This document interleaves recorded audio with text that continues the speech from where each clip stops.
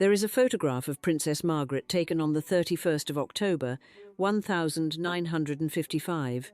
She is standing at a writing desk inside Clarence House, pen in hand, and she has just finished the statement that will be read on BBC Radio to the nation and to the world. She is 25 years old. She is dressed with immaculate care, as she always is. Her posture is composed. Her expression reveals nothing at all. The statement she has written will tell the British public that she has decided not to marry Group Captain Peter Townsend, the man she has loved, without interruption, for the better part of 7 years. She has been separated from him for 2 of those years. She has just spent 19 days in his company after that separation, reconsidering everything. And she has arrived, on this October morning, at the conclusion that she cannot have him, cannot keep her position, and cannot reconcile those 2 facts in any way that does not require one of them to be destroyed. The British people, who had followed this story with the kind of emotional investment usually reserved for their own families, had hoped for a different ending. The newspapers had hoped for a different ending. Peter Townsend himself had hoped, with the disciplined and cautious optimism of a man who had learned not to assume too much, for a different ending. What they received instead was 3 sentences of formal, dignified renunciation, written in the language of duty and read over the radio in a voice that gave nothing away. Her story does not quite fit the shape of a romance. It fits, more honestly, the shape of a long and costly reckoning with a world that asked more of her than it had any right to ask and received it. The Spare. She was born Margaret Rose on the 21st of August, 1930, at Glamis Castle in Angus, Scotland, her mother's ancestral home, a building of towers and old stone, and the kind of ancient atmosphere that seems, in retrospect, to have known something about the child being born within it. The birth was registered slightly later than usual, a small delay arranged to ensure that the parish register number would not be 13. Even before she could speak, someone was managing the details of her arrival to avoid an omen. Her father was Prince Albert, Duke of York, the 2nd son of King George V, a man who had never expected or particularly wanted a central role in the monarchy, who stammered in public and found the obligations of royal life a source of genuine suffering, and who was possessed of a warmth and steadiness in private that his public appearances never quite managed to convey. Her mother was Lady Elizabeth Bowes-Lyon, Duchess of York, later to become one of the most beloved figures the British monarchy had ever produced, a woman of considerable personal force behind an exterior of unshakable gentleness. Within the family, the little girl they had not originally planned to call Margaret the name was a suggestion of her grandfather, King George V, who preferred it to Anne Margaret, which her parents had chosen, was known as Margot. She was the Spare. There is no kind way to say this, and those closest to her did not bother to pretend otherwise. Her sister Elizabeth, 4 years older, was the heir. From the time Margaret was old enough to understand the mechanics of royal succession, she understood this distinction with a clarity that would shape everything that followed. Elizabeth would be queen. Margaret would be, in the vocabulary of the Constitution, a supplementary figure important by association, constrained by obligation, and perpetually positioned one step to the left of where the attention fell. The family, the 4 of them together, the Duke and Duchess of York and the 2 girls presented, to the public who saw them in official photographs and occasional public appearances, a picture of domestic happiness that the tabloid press of the era described with a warmth that bordered on reverence. The little family, they were sometimes called. What the photographs conveyed was accurate, in its way. There was genuine love in that household, genuine warmth between the parents, and genuine affection between the sisters. But the little family contained within it, from the very beginning, an asymmetry that the warm photographs could not resolve and that no amount of parental love could quite equalize. Elizabeth would be prepared, educated, directed toward the role that was coming. Margaret would be, in the words of her own mother, brought up to be a nicely behaved young lady, a formulation that Queen Mary found inadequate, but that the Duchess of York maintained with cheerful firmness. When Queen Mary pressed for a more rigorous education for the girls, her daughter-in-law replied, with the disarming confidence of a woman who has made her decision and does not intend to revisit it, that she and her own sisters had been educated only by governesses, and they had all married well. It was, in its way, a precise description of what was expected. Margaret was to be accomplished, charming, beautiful and suitable. She was not particularly to be prepared for anything beyond that. She was, from her earliest years, the livelier of the two sisters. Where Elizabeth was careful and measured, Margaret was bright, impulsive, and possessed of a wit that struck people who encountered it from childhood, through the whole of her adult life, as both genuinely funny and occasionally lethal. She had what her former governess Marion Crawford described as an ability to produce remarks that became headlines, taken out of their context, producing an oddly distorted personality that bore little resemblance to the Margaret those close to her knew. The writer, Gore Vidal, who would become her acquaintance in later years, expressed it more directly. She was, he said, far too intelligent for her station in life. He remembered a conversation in which she articulated the arrangement herself, with characteristic precision, that with two sisters, one must be the queen, who is seen as the good one, while the other must be the evil sister. She said it with a smile, according to those present. The smile did not entirely conceal what was underneath it. Her life changed irrevocably when she was 6 years old. On the 10th of December, 1936, her uncle, King Edward VIII, the Prince of Wales, who had been the most celebrated and adored royal of his generation, abdicated the throne in order to marry Wallis Simpson, a twice-divorced American whose marital history made her unacceptable to both the Church of England and the governments of the Dominion nations. The abdication was the defining crisis of the decade for the British monarchy, a convulsion that rearranged the order of succession and thrust Margaret's quiet, reluctant father into the role that would damage his health and shorten his life. Prince Albert, Duke of York, became King George VI on the day his brother signed the instrument of abdication. Margaret became second in line to the throne. She was too young to fully understand the constitutional mechanics, but she understood, with the directness of a 6-year-old who had been paying close attention, that something had fundamentally changed. The family moved from their relatively comfortable home at 145 Piccadilly to Buckingham Palace, from a place that had felt like a house to a place that felt like an institution. Her father was no longer the comfortable, slightly anxious man who read to her in the evenings and took the family to Royal Lodge in Windsor at weekends. He was the king. The weight of it was visible on him, and she could see it. George VI and his younger daughter had between them a bond that those who observed it described with consistent warmth. The king took evident delight in Margaret's brightness and her wit, and she was devoted to him with an intensity that would shape the whole of her emotional life, the love she felt for him being, in a sense, the template against which every subsequent attachment would be measured. She wrote of him, after his death, that he was the very heart and centre of their happy family. It was not merely a daughter's formal tribute. It was, from everything that those close to her have recorded, an exact description of how she experienced his presence and what the loss of it would cost her.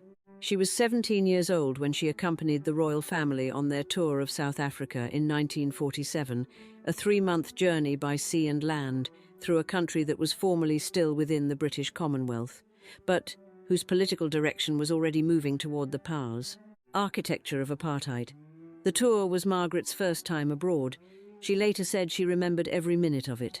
Her chaperone, on the occasions when she and Elizabeth rode horseback near the royal train, was the King's equerry, a Royal Air Force Group captain named Peter Townsend, who, it was noticed, could be quite sharp with Margaret, whom he apparently considered at that point an indulged child. He was 32 years old, she was 16, he was married. Elizabeth's governess had, on Townsend's first appearance at Buckingham Palace some years before, reportedly offered her assessment of the handsome war hero to the young princess beside her, with memorable brevity. "Bad luck. He's married." It had not, at that point, seemed particularly relevant. It would become the sentence that defined the next decade.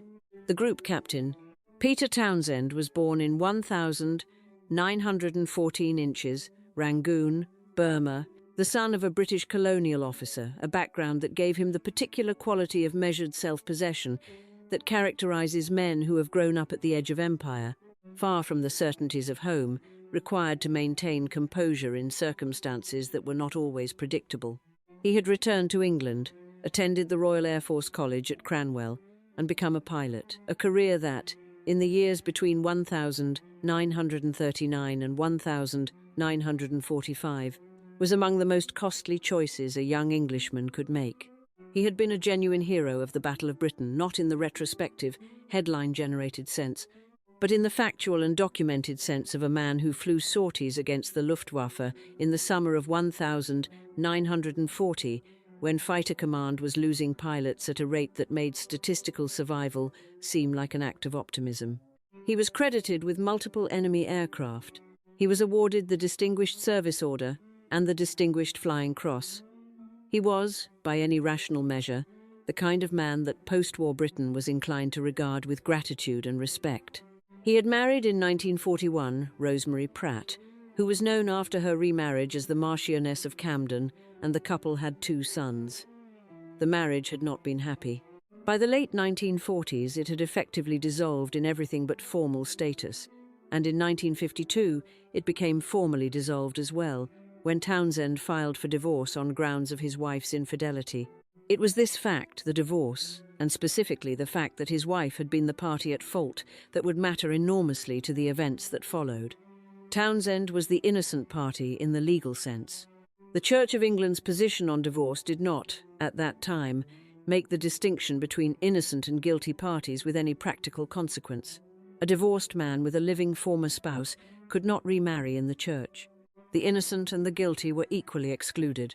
He had been appointed equerry to King George VI in 1944 and had quickly become one of the king's most trusted household officers.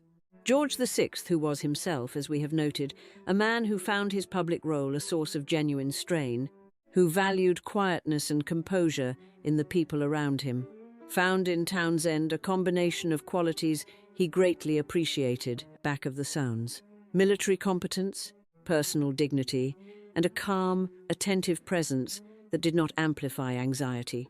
Those who served alongside Townsend in the household described the king's feeling for the equerry in terms that went beyond professional appreciation. He regarded Townsend, it was said, as something like the son he had never had. By 1948, when Margaret was 18 and Townsend was 34, the nature of their relationship had already changed from what it had been on the South African tour. The girl who had been an indulged teenager was a young woman of considerable presence, what Townsend himself would later describe, in his memoir, as a girl of unusual, intense beauty confined in a short, slender figure and centered about large, purple-blue eyes, generous, sensitive lips, and a complexion as smooth as a peach. He added, with the particularity of a man who had thought about the subject carefully, she could make you bend double with laughing and also touch you deeply in your heart. By 1952, something had shifted definitively between them. Townsend, in his memoir Time and Chance, describes a moment in which they made what he called the mutual discovery of how much they meant to one another. She listened, he wrote, without uttering a word, as he told her quietly of his feelings. Then she simply said, "That is exactly how I feel too." The moment of their mutual declaration coincided, almost to the week, with the death of King George VI. The king died on the 6th of February, 1952, at Sandringham House in Norfolk, in his sleep, from coronary thrombosis. He was 56 years old. He had been ill, his lungs, damaged by decades of heavy smoking, had required surgery the previous year for the removal of diseased tissue, and those close to him had known that the illness was serious. But death at 56 is still a death that arrives too early, that takes a father from his daughters before they have had time to become fully themselves in his presence, and Margaret experienced it as the most devastating loss of her life. Elizabeth became queen. Margaret became the Queen's sister, a role for which there was no formal definition, no constitutional purpose, and no obvious parameters. She was 21 years old, in love with a man who had just had his divorce finalized, living in a household restructured by grief and by the institutional demands of a new reign. And she was, as American newspapers of the period noted with some surprise, increasingly vital, radiant, even. People close to her speculated that she must be in love. The crisis became public on the 2nd of June, 1953, the day of the coronation of Queen Elizabeth II. Among the thousands of people who attended the ceremony at Westminster Abbey and the crowds who lined the streets outside, a handful of onlookers noticed a small, intimate exchange between the princess and the group captain. She had reached out and removed a piece of fluff from the lapel of his uniform. It was a gesture of such comfortable familiarity, the kind that belongs to people who are very much at ease with one another's physical presence, that the observation required no particular expertise to interpret. A reporter noticed. A photographer caught it. By the following morning, the story was on the front pages. What followed was the machinery of institutional Britain operating at full pressure on a 22-year-old woman who was third in line to the throne and in love with a divorced commoner, 16 years her senior. The government, under Prime Minister Winston Churchill, made clear that it was unlikely to approve a marriage. The Church of England, of which the Queen was supreme governor, a circumstance that added to the political complexity a dimension of personal anguish for Elizabeth herself, was implacable on the matter of divorce. Under the Royal Marriages Act of 1772, Margaret, who was under 25, required the Queen's formal consent to marry. The Queen was placed in an impossible position. As a sister, she wished Margaret well. As supreme governor of a church that did not recognize the remarriage of divorced persons, she could not sanction it. The solution settled upon with what some close to the situation described as an unseemly haste was to send Townsend abroad. He was appointed heir attaché at the British Embassy in Brussels. The separation was to last 2 years.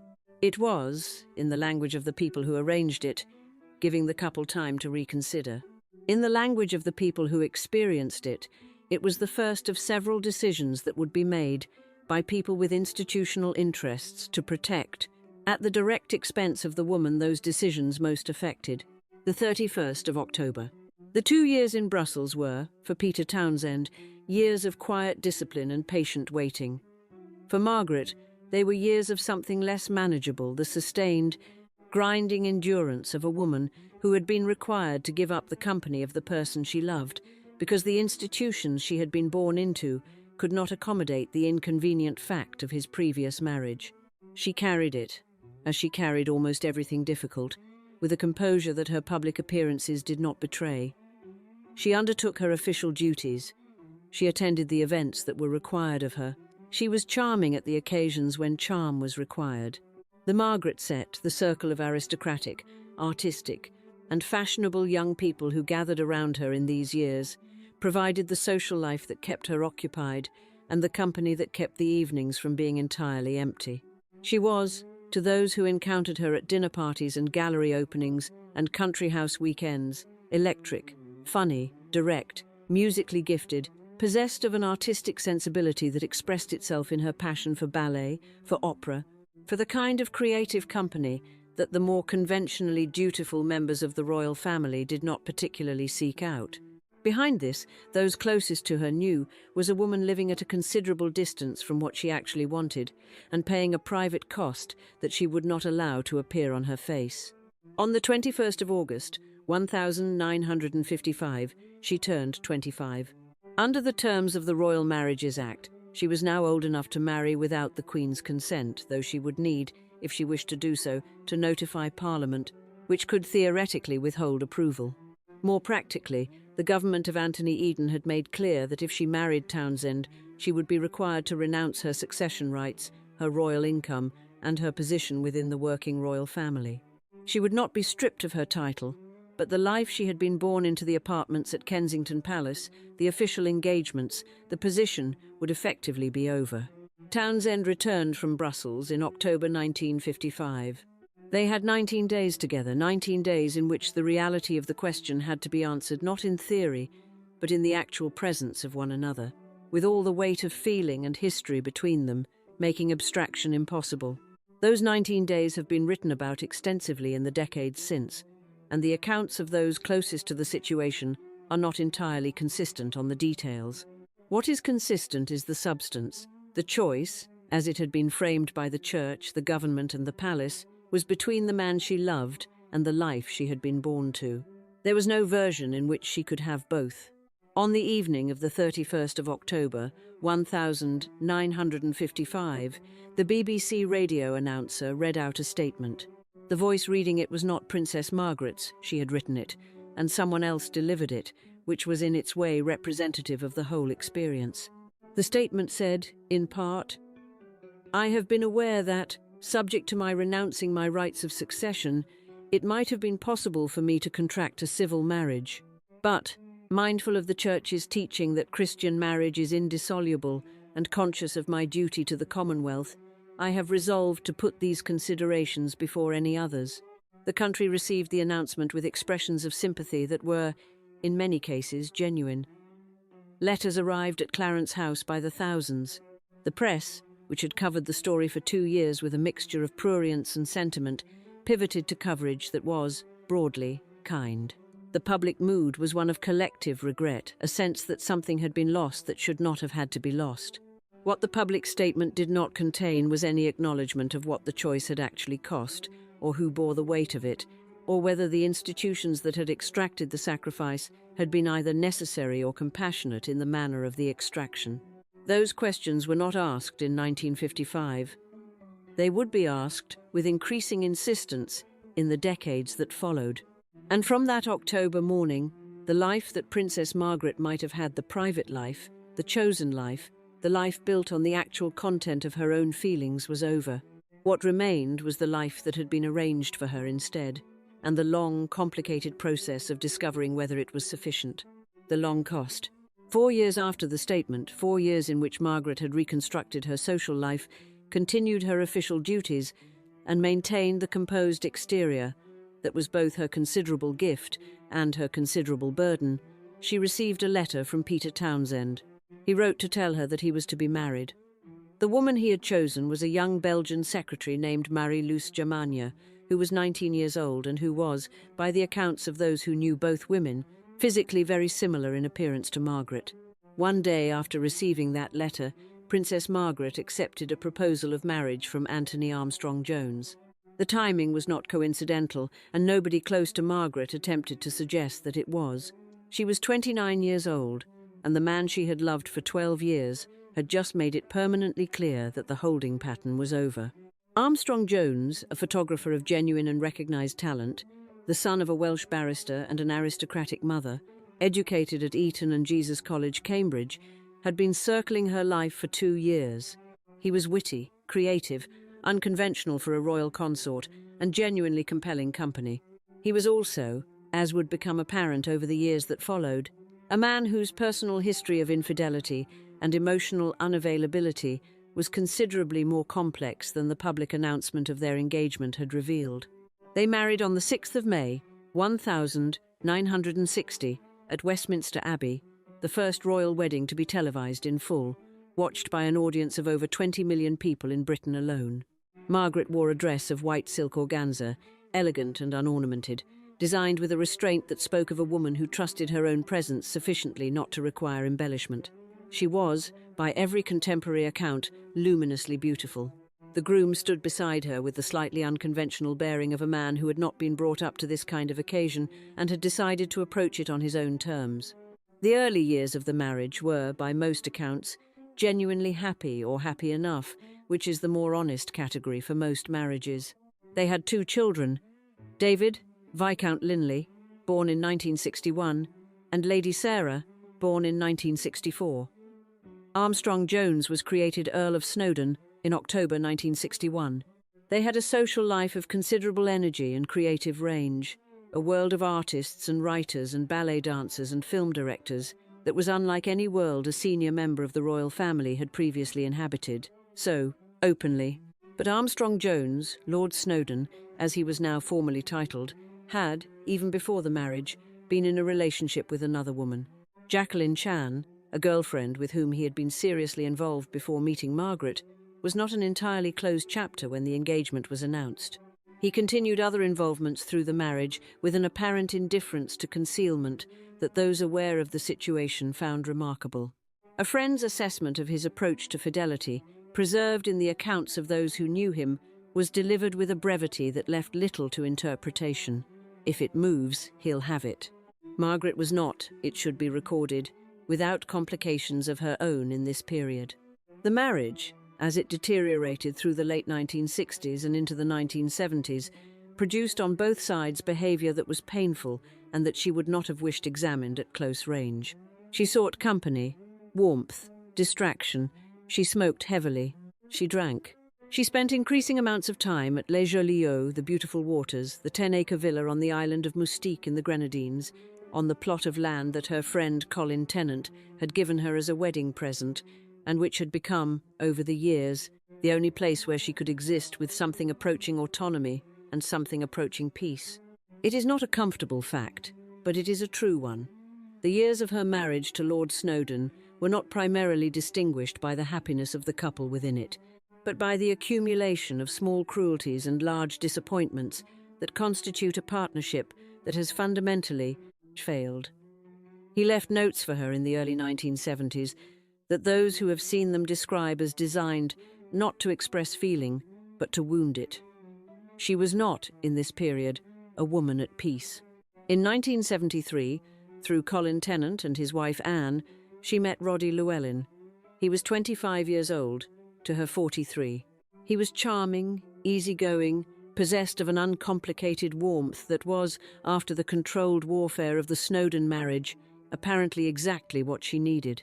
He was the son of Sir Harry Llewellyn, a celebrated equestrian and Olympic medalist.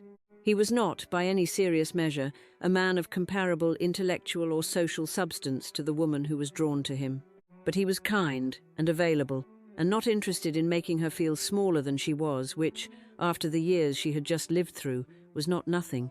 The relationship became, in 1976, a public scandal.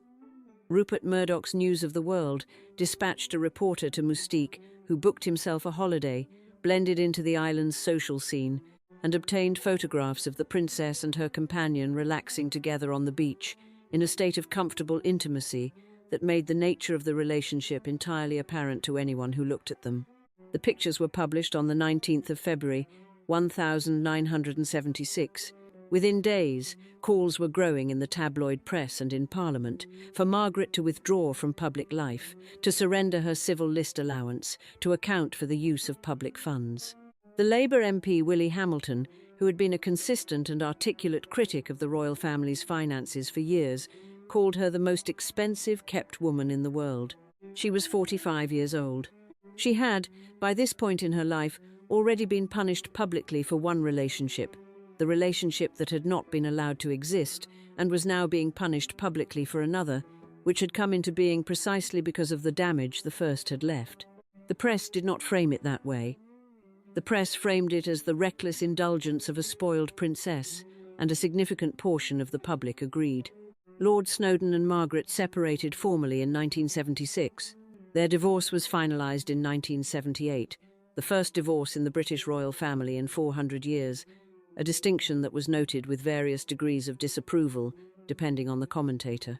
Snowdon, who moved on with what those who observed it described as notable speed, was married within a year. Margaret did not remarry. She was 47 years old, and she was alone, in the specific way that a woman is alone after two significant relationships, one denied by the state before it could begin, one destroyed from within by incompatibility and mutual harm, have both resolved themselves in the same direction. Roddy Llewellyn married in 1981. Margaret attended the wedding, the work she never abandoned. It would be easy, and it would be wrong, to allow the accumulated sorrows of Princess Margaret's private life to obscure the sustained, serious, and genuinely committed public service she performed across the whole of her adult life. The romantic narrative, the denied love, the difficult marriage, the affairs, the Mustique years, has a kind of dramatic force that tends to crowd out the quieter story of a woman who turned up, decade after decade, for the institutions and causes she had committed herself to, with a professionalism and an energy that those who worked alongside her consistently praised. She was patron or president of over 80 organizations at the height of her public work, a number that represented not ceremonial figureheads, but active personal engagement. Her particular devotions were in the arts and in welfare work for children. She became the first president of the Royal Ballet in 1957, a role she held with a genuine passion for the art form that went far beyond institutional obligation. She attended performances regularly throughout her life, knew the dancers, understood the repertoire, and brought to the role a quality of informed enthusiasm that those within the ballet world found both moving and practically useful. She was president of the Sadler's Wells Foundation. She was president of the National Society for the Prevention of Cruelty to Children. She was patron of organizations that ranged from the Girl Guides, of which she had been a member as a child, to children's hospitals to arts foundations. She undertook official overseas visits with a consistency and a diplomatic competence that the more colorful elements of her reputation have tended to overshadow. She toured the Caribbean in 1955, her first solo Commonwealth visit, and was received with a warmth that those who accompanied her remembered for decades. Calypsos were written in her honor, which is a measure of public affection not often extended to visiting royalty. She represented the Queen at independence ceremonies across the Commonwealth as former British territories achieved nationhood in Jamaica in 1962, in Tuvalu and Dominica in 1978. She visited Japan twice. She visited the United States, China, Australia, East Africa. The program of official work was, across the whole of her active years, both substantial and sustained. And through all of it, she played the piano with an accomplishment that was not merely the parlor skill of a well-educated woman, but the genuine musical engagement of someone who had been taking piano lessons since the age of 4 and had never stopped. She had a particular love for Cole Porter, for Noel Coward, for the American songbook of the mid-20th century music that was witty and romantic and that carried within it, for those disposed to hear it that way, the precise quality of longing that the age of cocktails and cigarettes and late evenings always contains. Those evenings, the gatherings at Kensington Palace, the piano playing late into the night, the sharp and funny conversation, the company of writers and artists and dancers and designers were not, as they were sometimes characterized by commentators who found them suspect, the dissipations of a woman failing to take her position seriously. They were the expressions of a woman who was genuinely talented, genuinely curious, and genuinely alive in a social and artistic world that the monarchy's more conventional members did not inhabit. They were also, for a woman whose private life had been consistently bruised, the primary source of the warmth and recognition that she needed and that official life provided inadequately. She aged into a public figure of considerable complexity, sometimes imperious, sometimes disarmingly warm, consistently surprising in private to people who came prepared to dislike what they had read about her.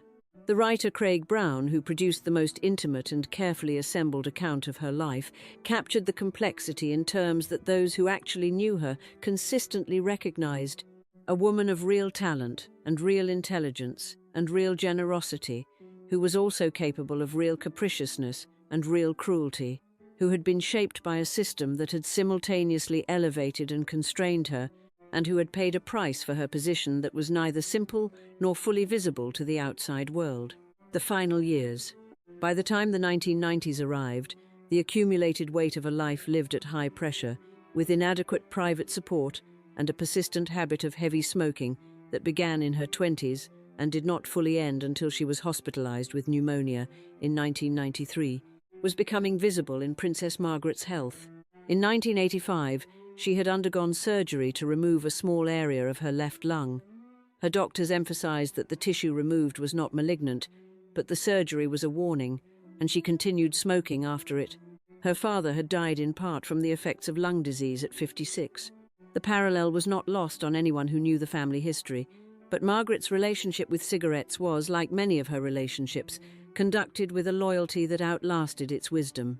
In February of 1998, she was on Moustique, the island that had given her some of the happiest and some of the most publicly costly moments of her later life, when she suffered a mild stroke. She was 67 years old.